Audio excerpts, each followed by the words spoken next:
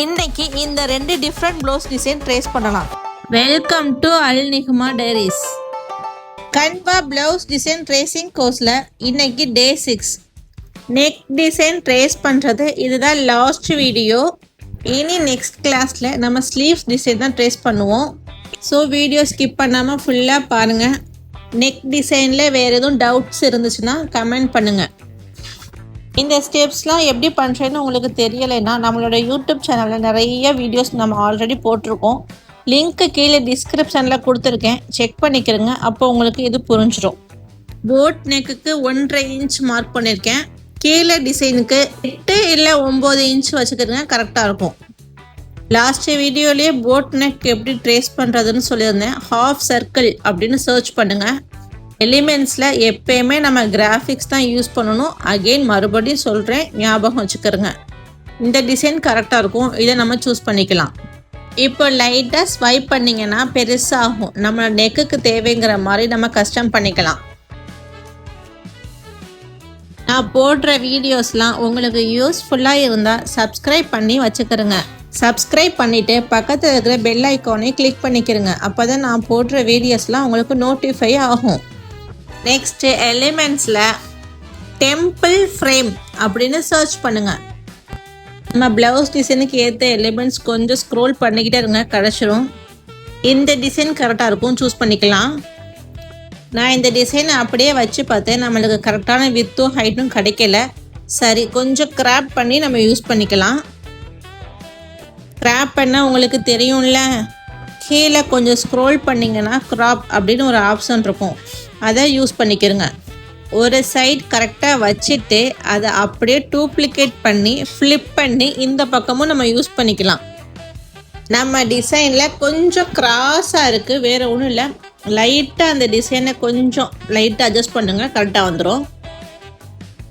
கொஞ்சம் அவசரம் இல்லாமல் கொஞ்சம் பொறுமையாக பார்த்து பண்ணுங்கள். இப்போ எலிமெண்ட்ஸில் லைன்ஸ் அப்படின்னு சர்ச் பண்ணுங்கள்.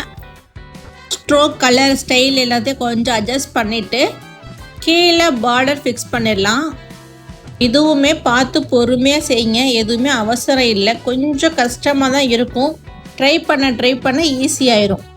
ஃபுல்லாக ஒரே லைனாக செட் பண்ண வேணாம். சென்டர் லைன் வரைக்கும் ஃபிக்ஸ் பண்ணிவிட்டு அகெயின் டூப்ளிகேட் பண்ணி இந்த பக்கமும் ஃபிக்ஸ் பண்ணுங்கள், கொஞ்சம் ஈஸியாக இருக்கும். இப்போது டிசைனை அன்லாக் பண்ணி அதை டிலீட் பண்ணிடலாம். கரெக்டாக ஈவனாக இருக்கான்னு செக் பண்ணிக்கிடுங்க. நம்மளுடைய பேப்பர் சைஸ்க்கு உள்ளே தான் வரணும், அப்போ தான் நம்மளுக்கு ட்ரேஸ் பண்ணும்போது கொஞ்சம் ஈஸியாக இருக்கும். இப்போ தான் கவனிக்கிறேன் நான் பண்ண மிஸ்டேக்கை. சென்டர் லைனை கரெக்டாக ஃபிக்ஸ் பண்ணவே இல்லை, அதை கரெக்டாக சென்டரில் ஃபிக்ஸ் பண்ணிக்கலாம். இப்போ கரெக்டாக ஈவனாக இருக்குது. இதை இப்படியேவும் சேவ் பண்ணிக்கலாம், தேவைன்னா பார்டரும் ஆட் பண்ணிக்கலாம். பார்டரும் எப்படி செட் பண்ணுறதுன்னு சொல்லி தந்துடுறேன். நாம் ஆரி ஒர்க் தான் பண்ண போகிறோம், ஸோ நம்மளுக்கு பார்டர் தேவைப்படாது. இருந்தாலும் நான் உங்களுக்கு சொல்லித்தரேன், கவனிச்சுக்கிறேங்க. இந்த வீடியோ உங்களுக்கு பிடிச்சிருந்துச்சுன்னா லைக் பண்ணுங்கள், கமெண்ட் பண்ணுங்கள். மறக்காமல் அல் நிஹ்மா டைரிஸ் சேனலை சப்ஸ்கிரைப் பண்ணி வச்சுக்கிறேங்க. லைன்ஸ்லாம் கிளியர் பண்ணிவிட்டு சேவ் பண்ணி வச்சுக்கிறேங்க.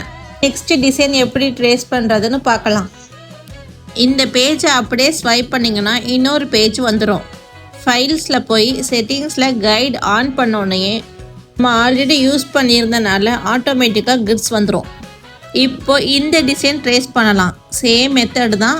நாம் ட்ரேஸ் பண்ண போகிற டிசைனை எடுத்து வச்சுக்கிட்டு போட் நெக் ஹைட்டும் ஃபிக்ஸ் பண்ணிக்கலாம். சென்டர் லைன் கரெக்டாக இருக்க மாதிரி பார்த்துக்கிறேங்க. இந்த ஸ்டெப்ஸ்லாம் உங்களுக்கு புரியலைன்னா நம்ம ஆல்ரெடி போட்டிருக்க வீடியோஸ்லாம் செக் பண்ணுங்கள், அப்போ இது உங்களுக்கு ஈஸியாக புரிஞ்சிடும். ஆல்ரெடி இந்த ஸ்டெப்ஸ்லாம் சொன்னனால கொஞ்சம் ஃபாஸ்ட்டாக போட்டிருக்கேன்.